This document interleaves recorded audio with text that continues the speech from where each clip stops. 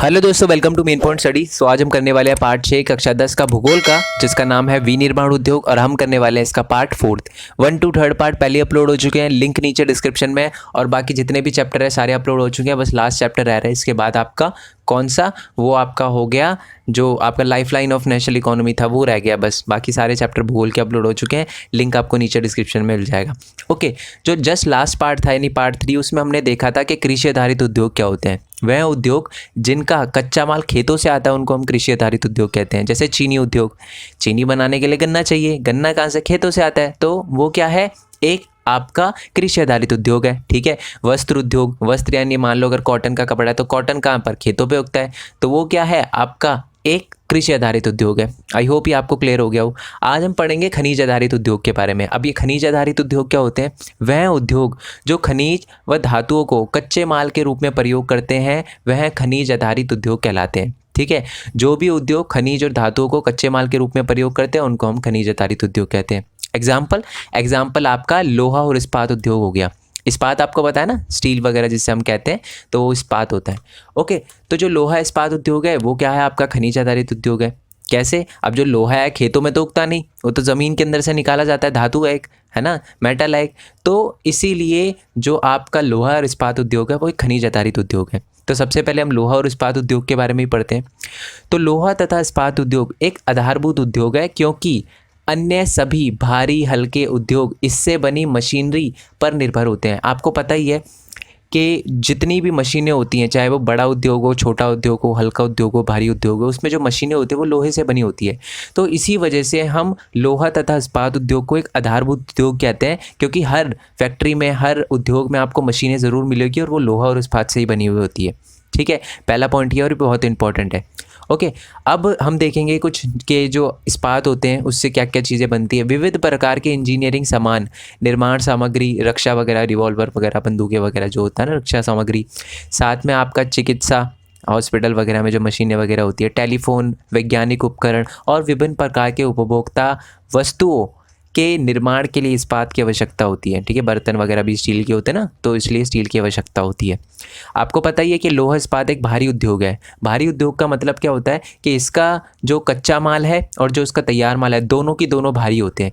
ठीक है, और इनके ना जो आपका ट्रांसपोर्ट में यानी परिवहन में ज़्यादा लागत की आवश्यकता होती है, ज़्यादा लागत लगती है, क्योंकि जो आपका प्रोडक्ट होता है ना, जो आपका तैयार माल या कच्चा माल होता है बहुत भारी होता है, इसी के लिए ट्रांसपोर्ट में ज़्यादा पैसे लगते हैं। ओके, इस्पात के उत्पादन तथा खपत को प्राय एक देश के विकास का पैमाना माना जाता है। इसका मतलब यह है कि एक कंट्री कितना उत्पादन करती है और कितना यूज़ करती है स्टील को, उसको हम विकास का पैमाना मानते हैं। जैसे कि अगर मान लो कोई कंट्री है, कोई देश है, वो बहुत ज़्यादा इस्पात यानी स्टील का प्रयोग करता है और उसका उत्पादन भी बहुत ज़्यादा करता है, तो हम मानेंगे कि जी वो देश ज़्यादा विकास कर रहा है। जैसे कि अमेरिका जो है वो बहुत ज़्यादा आपका उत्पादन करता है इस्पात का, और साथ ही में बहुत ज़्यादा इस्पात का उपयोग भी करता है, खपत भी है उसकी, तो हम कहेंगे कि जी हाँ विकास हो रहा है। ठीक है, तो इसीलिए मैंने कहा कि इस्पात के उत्पादन तथा खपत को प्राय एक देश के विकास का पैमाना माना जाता है।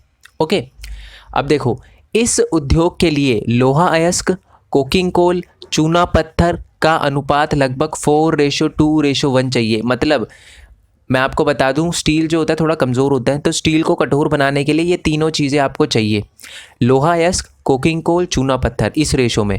और साथ ही में इसको कठोर बनाने के लिए आपको मैग्नीज भी चाहिए होता है कुछ मात्रा में। ओके, अब देखो, इस्पात उद्योग की आदर्श स्थापना कहाँ होनी चाहिए। अब आपको डायरेक्ट क्वेश्चन आता है कि आपको जो स्टील प्लांट लगाना है ना, उस स्टील प्लांट को लगाने से पहले आपको क्या क्या चीज़ें ध्यान में रखनी चाहिए।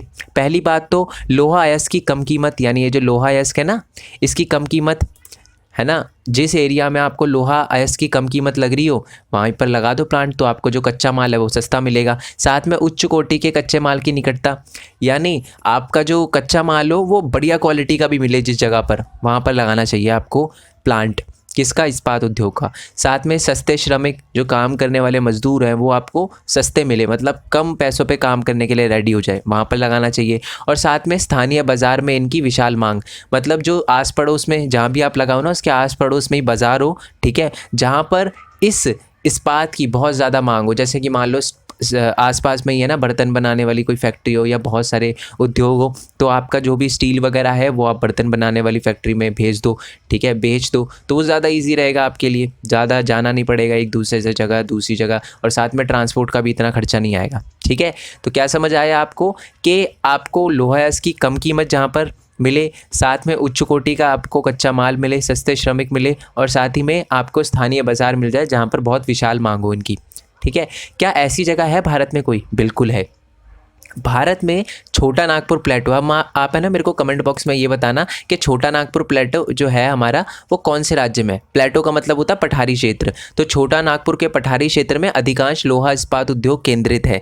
तो आप मेरे को बताना है छोटा नागपुर जो आपका पठारी क्षेत्र है वो कौन से राज्य में है, ओके। और आपको क्वेश्चन उल्टा भी आ सकता है कि ये बताओ कि भारत में ज़्यादातर छोटा नागपुर पठारी क्षेत्र में ही अधिकांश इस्पात उद्योग पाए जाते हैं, इसका कारण बताइए, ठीक है। अब ये कुछ भारत के पद लिखे हुए हैं, ऑल्दो ये आपका एक फैक्चुअल डेटा है जो बदलता रहता है, तो इसको इतना याद रखने की आपको ज़रूरत नहीं है, बट बुक में लिखा हुआ है तो मेरे को लगा मेरे को बताना चाहिए, ठीक है। वर्ष 2018 में भारत 106.5 मिलियन टन इस्पात का विनिर्माण कर संसार के कच्चे माल उत्पादकों में दूसरे स्थान पर था, यानी सेकंड नंबर पे। सबसे मैं बता दूं सबसे ज़्यादा है ना जो आपका इस्पात और आपका लोहा है, ठीक है, वो कौन बनाता है, को उसका विनिर्माण कौन करता है, वो है अपना कौन, चाइना, ठीक है, सबसे ज़्यादा, और सेकंड नंबर पे हम है, ठीक है।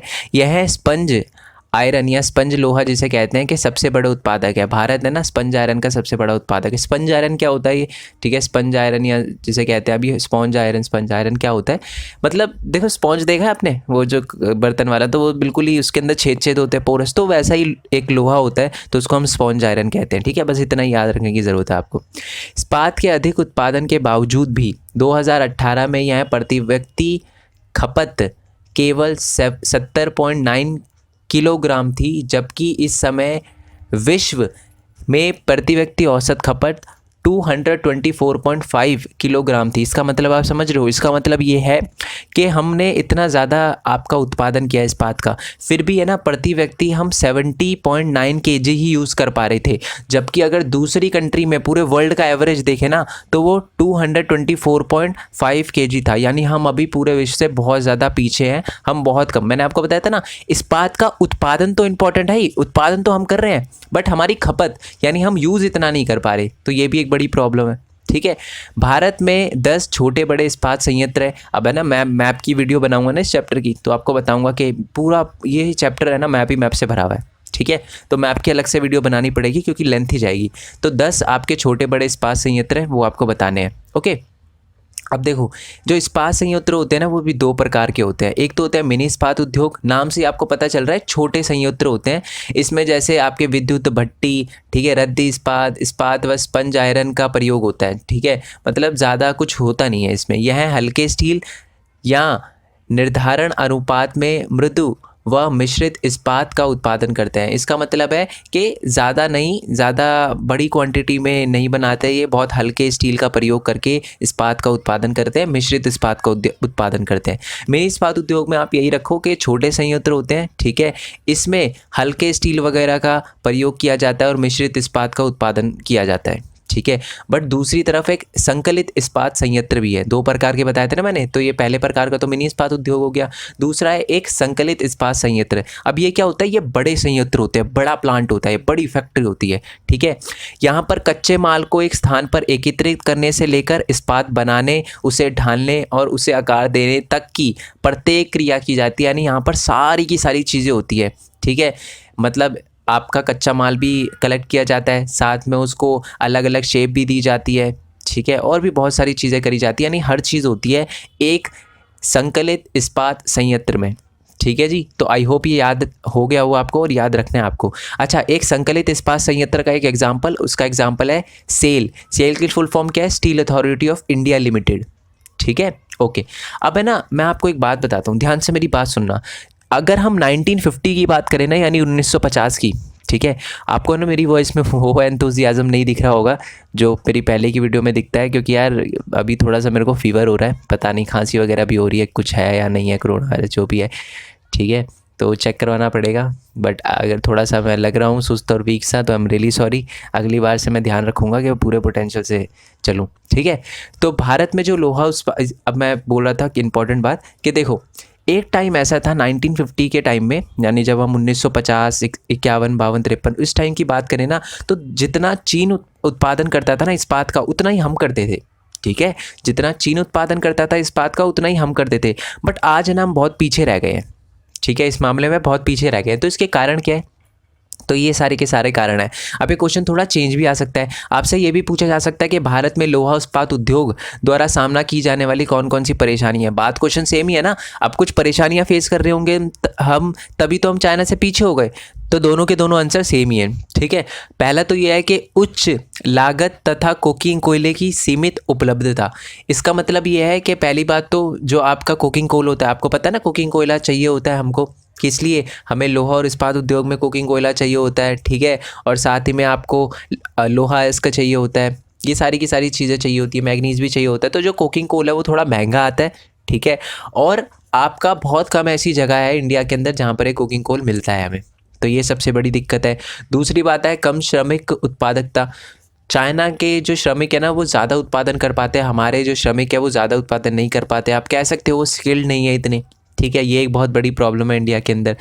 नेक्स्ट है आपका ऊर्जा, बिजली की अनियमित पूर्ति। इसका मतलब है कि बिजली हमेशा नहीं रहती, कुछ टाइम ऐसा होता है जब बिजली चली जाती है तो हमारी पूरी की पूरी फैक्ट्री लोहा इस्पात उद्योग रुक जाता है। तो ये एक बहुत बड़ी प्रॉब्लम है कि बिजली नियंत्रण नहीं आती। और ये पॉइंट आप कहीं भी घुसेड़ दो, ठीक है। हर उद्योग में आप ये पॉइंट घुसेड़ सकते हो, क्योंकि ये बहुत बड़ी प्रॉब्लम है इंडिया में कि बिजली, अब देखो आप शहरों में रहते हैं, हम दिल्ली में वगैरह में रहते हैं तो ऐसी कोई प्रॉब्लम आती नहीं है, बट गांव में एक बहुत बड़ी प्रॉब्लम है। और जहाँ पर उद्योग होते हैं फिर तो उनको तो बहुत ज़्यादा दिक्कत होती होगी, क्योंकि उनका तो पूरा काम रुक जाता होगा, ठीक है। और नेक्स्ट है आपका अविकसित अवसंरचना। अब इसका मतलब क्या होता है? Poor infrastructure. मैंने इंग्लिश में इसलिए लिख दिया क्योंकि बच्चों को थोड़ा हिंदी में समझने में बेशक दिक्कत ना आए, ठीक है। अविकसित अवसंरचना, अब इसका मतलब क्या होता है? पुअर इंफ्रास्ट्रक्चर, यानी रोड वगैरह इतना अच्छा नहीं है, ट्रांसपोर्ट वगैरह नहीं है, रोड फैसिलिटी, आपका रेलवे फैसिलिटी इतनी अच्छी नहीं है, जिसकी वजह से दिक्कत आती है। तो ये सारी की सारी चीज़ें, चार चीज़ें: उच्च लागत और कोकिंग कोयले की सीमित उपलब्धता, ठीक है, कम श्रमिक उत्पादकता, बिजली का ना होना, और साथ ही में आपकी अविकसित अवसंरचना जिसको हम पुअर इंफ्रास्ट्रक्चर कहते हैं। ये सारी की सारी प्रॉब्लम है जिसकी वजह से हम बहुत पीछे रह गए हैं, किससे? चाइना से, ठीक है।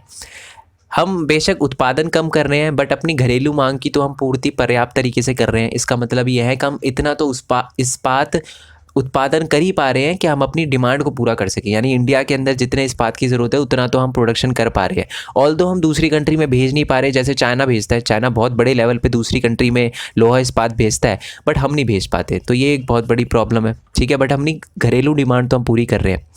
निजी क्षेत्र में उद्यमों के प्रयत्न तथा उदारीकरण व प्रत्यक्ष विदेशी निवेश ने उस उद्योग को प्रोत्साहन दिया है। मैं आपको एक बात बताता हूँ, 1991 में है ना, गवर्नमेंट एक पॉलिसी लेकर आई थी जिसको कहते हैं लिबरलाइजेशन, प्राइवेटाइजेशन, ग्लोबलाइजेशन, एलपीजी कहते हैं, ठीक है। आपने अगर चैप्टर नंबर 4 पढ़ा हो ना इकोनॉमिक्स का तो आपको पता होगा, ठीक है। तो इसको हिंदी में उदारीकरण कहते हैं, लिबरलाइजेशन को। तो गवर्नमेंट है ना उदार हो गई। उदार का मतलब क्या है? 1991 से पहले ना गवर्नमेंट बड़ा रिस्ट्रिक्शन लगाती थी कि जी ये नहीं कर सकते आप, ये नहीं कर सकते, इस्पात उद्योग में यही कंपनियां होंगी और कोई कंपनी नहीं आ सकती, डॉक्यूमेंटेशन करना पड़ेगा, टैक्स वगैरह ये है। ये बड़ी प्रॉब्लम क्रिएट करती थी गवर्नमेंट। बट उसके बाद है ना गवर्नमेंट ने क्या किया कि लिबरल हो गई, उदारी हो गई, यानी उन्होंने सारी की सारी जो रिस्ट्रिक्शन थी वो रिमूव कर दी, जिसकी वजह से नए नए आपके उद्योगपति आने लगे, ठीक है, आपके लोहा इस्पात उद्योग में, ठीक है। जो निजी क्षेत्र में काम करने वाले लोग आने लग गए, उन्होंने अपनी एक प्राइवेट फैक्ट्री लगाना स्टार्ट कर दिया लोहा इस्पात उद्योग की वजह से। इसकी लोहा इस्पात उद्योग में, तो इसी की वजह से आपके लोहा इस्पात उद्योग का जो उत्पादन था वो बहुत ज़्यादा बढ़ गया, ठीक है। अब देखो, तो आई होप आपको लोहा और इस्पात उद्योग के बारे में बहुत अच्छे से समझ आ चुका हो। आपको बस ये याद रखना है कि लोहा इस्पात उद्योग के बारे में आपको पैराग्राफ आ सकता है, लोहा इस्पात उद्योग या इस्पात उद्योग कितने प्रकार के होते हैं ये आ सकता है, और चुनौतियाँ हर उद्योग की याद रखनी है आपको, ओके। अब आपका आता है एक एल्यूमिनियम प्रगलन उद्योग। अब हमें एल्यूमिनियम तो पता है, अब ये प्रगलन क्या होता है? देखो, प्रगलन सिंपल होता है, किसी भी धातु को उसके अयस्क से निकालना। अयस्क मैं बताऊंगा क्या होता है, उसको उसके अयस्क से निकालना, इस प्रक्रिया में गलन व गर्म करना शामिल है। अब इसका मतलब क्या? देखो, क्या आपको एनवायरनमेंट में डायरेक्टली एल्यूमिनियम मिल जाता है? नहीं, आपको एल्यूमिनियम नहीं मिलता। ध्यान से सुनना, आप ज़मीन के अंदर से है ना एक मिनरल निकालते हो जिसका नाम होता है बॉक्साइट।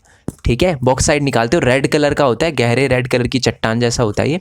ठीक है, पिक्चर दिख रही होगी आपको। तो 4 से 6 टन है ना बॉक्साइट हम ज़मीन से निकालते हैं, फिर उसको गर्म करते हैं। और गर्म करना और साथ ही में उसको गलाना, इसी को ही कहते हैं प्रगलन। ठीक है, तो गर्म वगैरह करते हैं तो इससे क्या होता है, 2 टन हम निकालते हैं एल्यूमिना। ठीक है, तो ये क्या है, जो आपका बॉक्साइड है, बॉक्साइड के अंदर से निकलता है एल्यूमिना, और एल्यूमिना को फिर से गर्म करके और पिघला कर बनता है एल्यूमिनियम। तो आपको समझ आ गया। अब हम समझते हैं अयस्क का मतलब क्या होता है। सिंपल है, अयस्क का मतलब होता है जिसके अंदर से आप धातु निकालो। ठीक है, आपने बॉक्साइड के अंदर से एल्यूमिनिया निकाला तो बॉक्साइड क्या हुआ, आपका एक अयस्क हो गया। ठीक है, और एल्यूमिनिया के अंदर से आपने एल्यूमिनियम निकाला तो एल्यूमिना भी क्या हो गया, अयस्क हो गया। ठीक है, तो यानी जिस भी चीज़ के अंदर से आप धातु निकालते हो उसी को हम कहते हैं अयस्क। ठीक है, तो यानी अब आपको समझ आ गया ना कि एल्यूमिनियम प्रगलन क्यों कहते हैं। प्रगलन इसलिए कहते हैं क्योंकि एल्यूमिनियम को निकाला जाता है बॉक्साइट से। ठीक है, बॉक्साइट मैं आपको बता चुका हूँ किस कलर का होता है। ठीक है, और 4 से 6 टन जो आपका बॉक्साइड है उसमें से 2 टन एल्यूमिनियम, और उसमें से फिर 2 टन एल्यूमिनियम से 1 टन एल्यूमिनियम निकलता है। चलो जी, अब आपको बेसिकली प्रगलन का मतलब समझ आ चुका है, तो अब पढ़ते हैं हम एल्यूमिनियम प्रगलन के बारे में। ठीक है, भारत में यह उद्योग दूसरा सर्वाधिक महत्वपूर्ण धातु शोधन उद्योग है।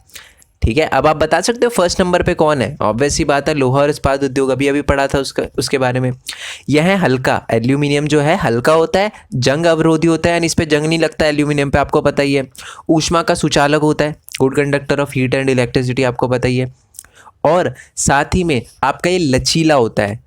ठीक है, और अन्य धातु के मिश्रण से अधिक कठोर बनाया जा सकता है। वैसे तो जो आपका एल्यूमिनियम होता है वो थोड़ा सा लचीला वगैरह होता है, बट अगर आपको इसको दूसरे मेटल के साथ मिला दो ना तो ये कठोर भी बन सकता है। ठीक है, और आपको पता ही है हवाई जहाज़ बनाने में और बर्तन वगैरह बनाने में आपके एल्यूमिनियम का प्रयोग होता है। अब क्यों होता है, हवाई जहाज़ बनाने में एल्यूमिनियम का प्रयोग किया था, लोहे का क्यों नहीं होता, क्योंकि आपको पता है कि जो एल्यूमिनियम होता है वो थोड़ा सा हल्का होता है, और आपको पता ही है हवाई जहाज़ जितना हल्का हो उतना अच्छा है।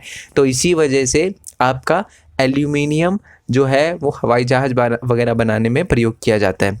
ओके जी, अब आते हैं हम इस उद्योग की स्थापना के 2 महत्वपूर्ण आवश्यकता। मतलब जब भी आप एल्यूमिनियम स्मेल्टिंग प्लांट, स्मेल्टिंग को मतलब प्रगलन ही कहते हैं, जब आप एल्यूमिनियम प्रगलन उद्योग लगा रहे हो ना किसी जगह पर, तो आप 2 चीज़ों का ध्यान रखते हो। पहली बात तो कि वहाँ पर क्या हो, नियमित ऊर्जा की पूर्ति हो, यानी बिजली आपकी अच्छी खासी आती हो, पूरे दिन आती हो, 24 घंटे 24/7। ठीक है, और साथ ही में कम कीमत पर कच्चे माल की उपलब्धता, और साथ ही में कच्चा माल है ना, जो आपका कच्चा माल क्या है, अब आप बताओ। बॉक्साइड आपका कच्चा माल है, कच्चा माल क्या हो वो आपको कम कीमत पे मिल जाए। ये 2 चीज़ें आप ध्यान रखते हो जब भी आप एल्यूमिनियम स्मेल्टिंग प्लांट या एल्यूमिनियम प्रगलन उद्योग लगाने की सोचते हो। ठीक है, अच्छा, अब क्वेश्चन ये आता है कि अभी अभी हमने बात करी कि इस उद्योग की स्थापना में 2 महत्वपूर्ण आवश्यकताएं हैं। क्या ये 2 महत्वपूर्ण आवश्यकता कि कुछ ऐसी जगह है जहाँ पर पूरी हो पा रही है, मतलब एल्यूमिनियम आपके प्रगलन संयंत्र कहाँ कहाँ पर है इंडिया के अंदर। तो मैं आपको बता दूँ, उड़ीसा के अंदर है। ठीक है, उड़ीसा के अंदर या उड़ीसा के अंदर ज़्यादातर हमारे एल्यूमिनियम प्रगलन संयंत्र हैं। ठीक है, नालको और बाल्को। ठीक है, ये मैं संयंत्र के नाम बता रहा हूँ, आप मेरे को इसकी फुल फॉर्म बताना, नीचे कमेंट बॉक्स में लिख लो। ये आपको है ना फुल फॉर्म आ सकती है एग्जाम के अंदर, नालको और बाल्को, ये आप मेरे को नीचे कमेंट बॉक्स में बताना कि इनकी फुल फॉर्म क्या है। ठीक है, याद रखना है, ये वर्ड इंपॉर्टेंट है, फुल फॉर्म आ जाएगी दिक्कत ना हो जाए फिर आपको। ठीक है, तो एल्यूमिनियम प्रगलन आपके जो है ना संयंत्र, वो उड़ीसा के अंदर, वेस्ट बंगाल के अंदर, केरल, यूपी, छत्तीसगढ़, महाराष्ट्र, तमिलनाडु के राज्यों में स्थित है। ठीक है, आई होप ये आपको क्लियर हो गया हो। अब बात करते हैं रसायन उद्योग के बारे में। तो रसायन उद्योग के बारे में मैं आपको बता दूं, ये भी तेज़ी से फैल रहा है। हमारी आज भारत की जीडीपी में जो 3% शेयर है वो रसायन उद्योग का ही है। साथ में यह उद्योग एशिया का तीसरा सबसे बड़ा उद्योग है। ठीक है, और पूरे विश्व के स्तर पे है ना 12वें स्थान पे आता है। ठीक है, यानी हमारे एशिया के अंदर, एशिया पता है ना महाद्वीप है, भारत एशिया के अंदर है। तो जो एशिया के अंदर ये जो आपका केमिकल इंडस्ट्री है या रसायन उद्योग है, 3rd नंबर पे आता है, पूरे विश्व में 12वें नंबर पे आता है। ठीक है, इसमें छोटे बड़े दोनों ही प्रकार के विनिर्माण उद्योग शामिल है, यानी दोनों ही प्रकार के उद्योग हैं। छोटे उद्योग भी होते हैं केमिकल इंडस्ट्री के, और बड़े उद्योग भी होते हैं। अब जो आपके रसायन उद्योग है ना वो 2 प्रकार के होते हैं, और यहीं पर क्वेश्चन बनता है कि आपके रसायन उद्योग कितने प्रकार के होते हैं। 2 प्रकार के होते हैं, एक तो होता है कार्बनिक रसायन उद्योग और एक होते हैं अकार्बनिक रासायनिक उद्योग। ठीक है, बड़ा सिंपल है। कार्बनिक, ये वर्ड आपने सुना है? अच्छा, फॉसल फ्यूल ये सुना होगा आपने, थोड़ा साइंस वगैरह आपने, क्योंकि ज़्यादातर बच्चों की है ना एसएसटी हिंदी में होती है बट साइंस इंग्लिश में होती है, तो आपको ये पता होगा। देखो सिंपल सीधी बात है, वो आपका रसायन उद्योग यानी वो केमिकल इंडस्ट्री जो आपका पेट्रो रसायन का प्रयोग करे, ठीक है, यानी कि आपके फॉसिल फ्यूल वगैरह के जो डायरेक्टली नेचर से मिलते हैं उनका प्रयोग करे, तो उनको हम कार्बनिक रासायनिक उद्योग कहते हैं। ठीक है, वह उद्योग जिनमें पेट्रो रसायन शामिल हो या उनका प्रयोग होता हो उनको हम कार्बनिक रासायनिक उद्योग कहते हैं। और वह उद्योग जिनमें आपका सल्फ्यूरिक अम्ल वगैरह, यानी कि वो आपके केमिकल जो आप नेचर से नहीं लेते, जो कि आप बनाते हो लैब में। अब ये सल्फ्यूरिक एसिड हमें डायरेक्टली नेचर में नहीं मिलता, हमें बनाना पड़ता है लैब वगैरह के अंदर, तो वो होते हैं अकार्बनिक रसायन। ठीक है, कार्बनिक रासायनिक आपके उद्योग क्या होते हैं? वह उद्योग जो पेट्रो रसायन का प्रयोग करते हैं जो कि हमें डायरेक्टली नेचर से मिलता है, तो उसको हम कार्बनिक रासायनिक उद्योग कहते हैं। और अकार्बनिक रासायनिक उद्योग वो होते हैं जिनमें उपयोग होने वाले रसायनों को हम लैब में बनाते हैं। ठीक है, मैं एक बार रीड कर देता हूँ। कार्बनिक रसायन में पेट्रो रसायन शामिल है जो कृषिम, वस्त्र, साथ में प्लास्टिक और रंजक पदार्थ यानी कलर करने के लिए जो पदार्थ है, दवाइयाँ, औषधियाँ, रसायन बनाने के प्रयोग में किया जाता है। तो ये आपके कार्बनिक रसायन हो गए। ठीक है, साथ में अकार्बनिक रसायन क्या होते हैं, ये एग्जाम्पल ही दे रखे हैं। अकार्बनिक रसायन में सल्फ्यूरिक अम्ल, उर्वरक, इसमें ये सारी की सारी चीज़ें, कृषिम वस्त्र हो गया, गोंद, आपका रंग रोगन, साथ में डाई वगैरह आदि का निर्माण में प्रयुक्त होता है। और साथ में एक और आपका केमिकल है जो कि यूज़ होता है अकार्बनिक रसायन में, जो भी लैब में बनाया जाता है, नाइट्रिक अम्ल। ठीक है, क्षार, सोडा, ठीक है, कैस्टिक सोडा आदि ये शामिल है।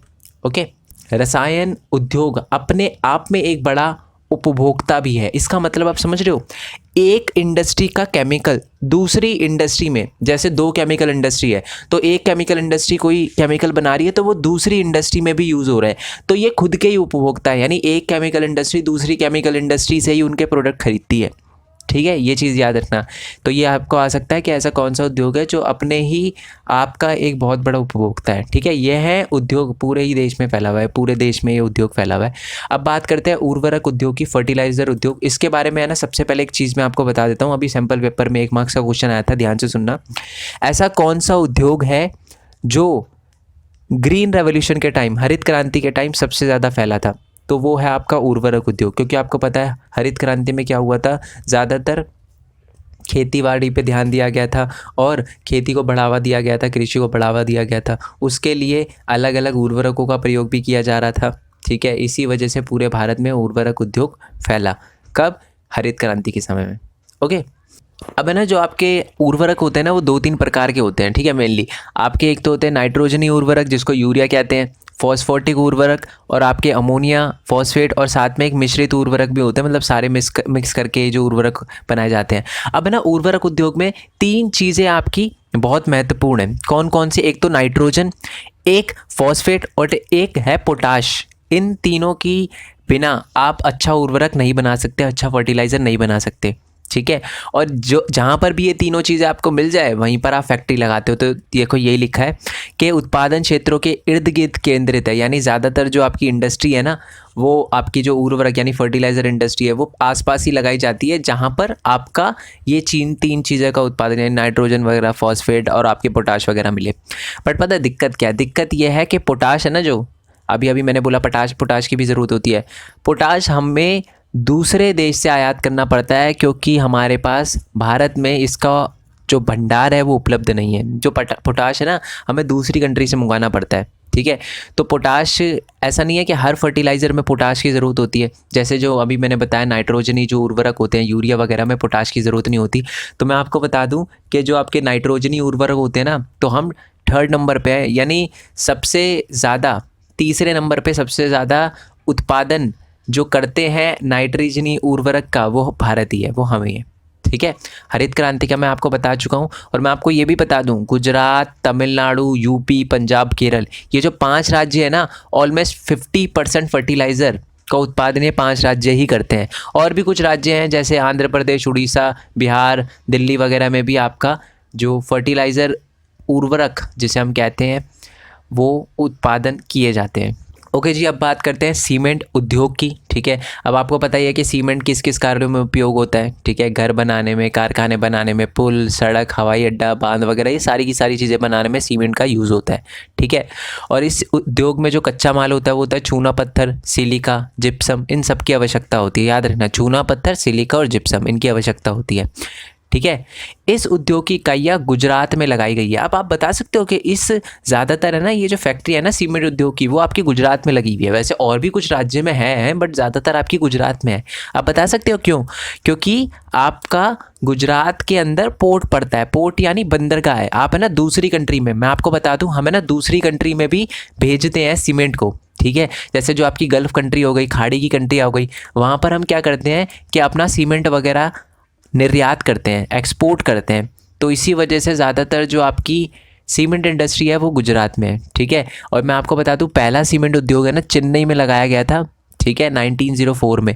आपको याद है ना वो कपड़ा वस्त्र उद्योग जो पहला लगाया गया था, जो मील लगाई गई थी कपड़े वस्त्र उद्योग की, वो कहाँ लगाई गई थी? मुंबई में 1854 के अंदर, और 1855 में रिसरा में लगाई गई थी पटसन उद्योग। ऐसे आपको सबका फर्स्ट याद रखना है, 1 मार्क्स में क्वेश्चन आ सकता है। तो पहला जो सीमेंट उद्योग था वो आपका चेन्नई में 1904 में लगाया गया था।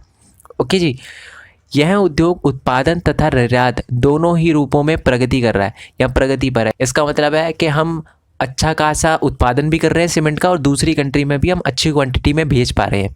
ठीक है, इस उद्योग को बनाए रखने के लिए घरेलू मांग को बढ़ाया जा रहा है। मतलब अगर हमें चाहिए कि हमारा सीमेंट उद्योग ज़्यादा से ज़्यादा ग्रो करे, तो ऑब्वियस सी बात है हमें ज़्यादा से ज़्यादा इंफ्रास्ट्रक्चर, रोड वगैरह बनाना भी पड़ेगा। क्योंकि जब आप रोड वगैरह बनाओगे तो आपको ज़्यादा से ज़्यादा सीमेंट वगैरह की यूज़ पड़ेगी। या घर वगैरह बनाओगे, ठीक है, रोड बनाने में तो नहीं, बट कारखाने बनाने में, घर बनाने में, पुल बनाने में, सड़कें बनाने में, हवाई अड्डा बनाने में, जब आप ये चीज़ें ज़्यादा से ज़्यादा बनाओगे तो आपको ज़्यादा से ज़्यादा सीमेंट जो की ज़रूरत होगी, और सीमेंट की ज़रूरत होगी तो ज़्यादा से ज़्यादा सीमेंट का उत्पादन भी होगा फिर। ठीक है, अब हम बात करते हैं लास्ट आपके खनिज आधारित उद्योग की, दैट इज़ मोटर गाड़ी उद्योग, यानी आपका ऑटोमोबाइल इंडस्ट्री। अब आपको पता ही है कि मोटर गाड़ी क्या होती है। ठीक है, यात्रियों के परिवहन के लिए, एक जगह से दूसरी जगह जाने के लिए, चीज़ों को एक जगह से दूसरी जगह ले जाने के लिए आपका मोटर गाड़ियों का प्रयोग होता है। जैसे बस, ट्रक, स्कूटर, मोटरसाइकिल और भी सारी की सारी चीज़ें आती है। उदारीकरण के पश्चात, आपको बताया ना मैंने अभी 1991 में उदारीकरण की पॉलिसी लेकर आई थी गवर्नमेंट, तो उन्होंने लिमिटेशन वगैरह, जो रिस्ट्रिक्शन वगैरह थी, वो हटा दी थी। उसके बाद क्या हुआ? नए और आधुनिक मॉडल के वाहन तथा बाजार की मांग बढ़ी। अगर आप अपने कभी दादा दादी से पूछो ना कि आपने कितने कार ब्रांड का नाम सुना है, तो वो ज़्यादा के नाम नहीं बता पाएंगे। ठीक है, 1991 से पहले वो ज़्यादा के नाम नहीं बता पाएंगे, बट आज बहुत सारे हैं।